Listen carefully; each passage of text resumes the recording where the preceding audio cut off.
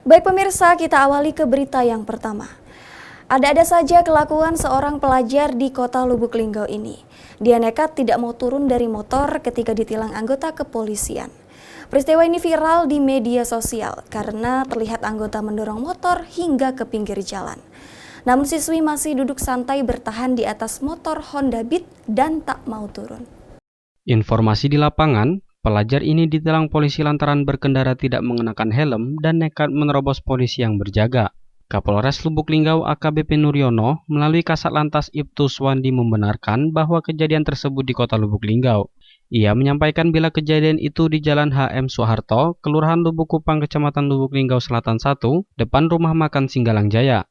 Ia pun menghimbau agar semua masyarakat di kota Lubuk Linggau agar meningkatkan ketaatan untuk mematuhi peraturan lalu lintas. Selain itu, ini menjadi pelajaran bagi orang tua agar tidak memberikan sepeda motor kepada anak yang belum cukup umur, karena kecelakaan lalu lintas berawal dari pelanggaran. Rajab Silambari TV melaporkan.